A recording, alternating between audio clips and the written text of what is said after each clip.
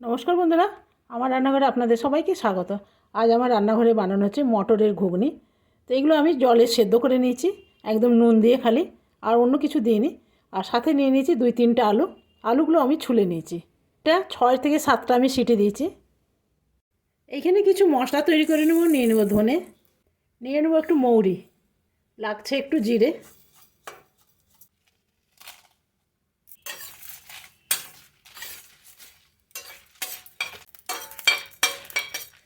এটা হয়ে গেছে, এবারে নামিয়ে নেব।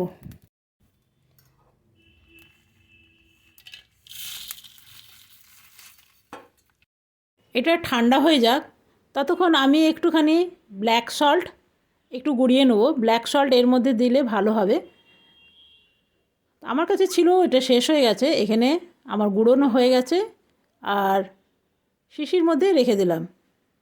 এই চাটে ফাটে যদি একটু কালো নুন দেওয়া যায় না, তার টেস্ট অনবদ্য লাগে। তো চলুন এগুলো এবারে করে নিই। এটা আমার হয়ে গেল। এখানে আমি দিলাম তেল, খুব সামান্য তেল দেবো, বেশি না।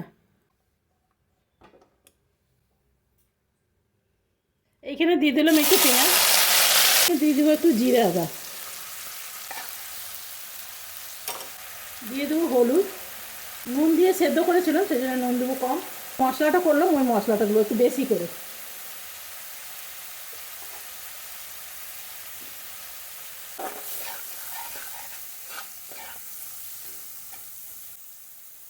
দেবো একটু কাশ্মীরি রেড চিলি, আর দেবো একটু ঝাল লঙ্কা। এইখানে খুব সামান্য আমি জল দেবো, তাহলে মশলাটা ভালো ভাজা যাবে। এটা আমার ভাজা ভাজা হয়ে গেছে। আর এইখানে আমি ছোলাগুলো এপরে ঢেলে দেবো, মটরগুলো, আর আলুগুলো আমি হাতে করে একটু টুকরো করে নিয়েছি।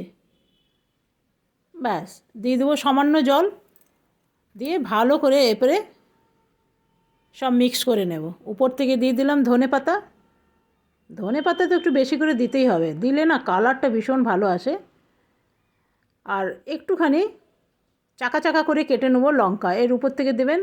যাদের ঝাল পছন্দ হয় তারা বেছে বেছে নিলেই হয়ে যাবে। আর এখানে আমি একটু পাপড়ি বানিয়ে নেবো, তার জন্যে নিয়ে নিচ্ছি ময়দা।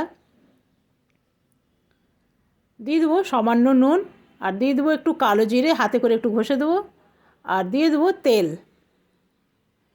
ব্যাস, দিয়ে এরপরে একটু জল দিয়ে যেরকম আটার ডো মাখা হয় সেই রকমই মেখে নেবো। দিয়ে দিলাম সামান্য জল, বেশি জল দেওয়া যাবে না, ময়দা না, অল্পতেই এটা গিলা হয়ে যেতে পারে। তো আমার মাখা হয়ে গেল। এবার ছোটো ছোটো লেচি করে বেলে নেব। তবে বেলাটা খুব একটা মানে গোল না হলেও চলবে, কেন কি এর মধ্যে আমি ছোট্ট একটা বাটির সাহায্যে গোল গোল করে কেটে নেব। তার আগে একটা আমি কাঁটা চামচ দিয়ে চারিদিকে ফুটো ফুটো করে নেব, কেন কি যদি মানে এটা ফোলা যাবে না। এইরকম নিয়ে নিয়েছি বাটি, বাটির সাহায্যে আপনি করে নেন, এতে খুব তাড়াতাড়ি হয়ে যায়। আর একদম জানেন পাপড়ির সাইজে এটা হয়েছে, দেখছেন? এটা এটা ভাজা হয়ে গেলে একটু ছোটো ছোটো হয়ে যাবে। এমনিভাবে সব কটাই আমি করে নিই। ব্যাস, খুব তাড়াতাড়ি হয়েও যায়, একটা করে বেলতে হয় না। এরপরে আমি একটা একটা করে গরম তেলে ছেড়ে দিতে হবে, একদম তেলটা যেন খুব গরম থাকে। দিয়ে দিলাম সব কটাই। আর এটা ঘুগনি বানাবার আগে একটু যদি বানিয়ে নেওয়া হয় না, তাহলে ঘুগনিটার টেস্ট একদম বদলে যায় পাপড়ি দেওয়ার সাথে সাথেই। তো দেখুন লাল লাল হয়ে গেছে, এগুলো আমি উঠিয়ে নেব। আর একইভাবে সবগুলো বানিয়ে নেব। তো দেখুন আমার সবগুলো বানানো হয়ে গেছে।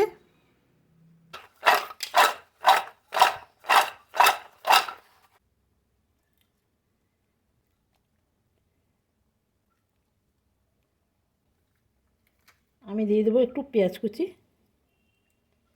উপর থেকে দিয়ে দেবো একটু ধনে পাতা, বেশি দেবো না, অল্প।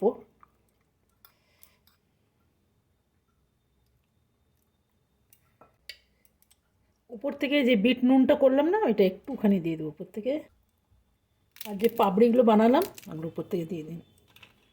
আপনি চাইলে নিচেও দিতে পারেন, তবে নিচেরটা না একদম ভিজে গিয়ে ন্যাত ন্যাত করবে, সেই জন্য উপর থেকে দেন, খেতে ভালো লাগবে।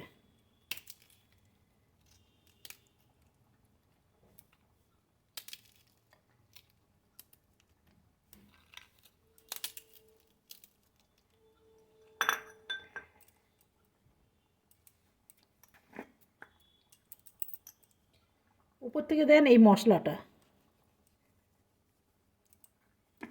উপর থেকে দেন একটুখানি কাশ্মীরি রেড চিলি,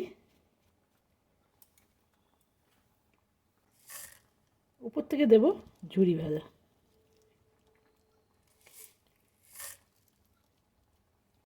আজকে আমার একদম চাট রেডি। এটা যদি বিকেলবেলা খাওয়া হয় তাহলে আমার মনে হয় না ডিনার অবধি কোনো খিদে পাবে। আর চলুন আজকে এখানেই শেষ করলাম, কালকে আসবো নতুন ভিডিও নিয়ে। ধন্যবাদ।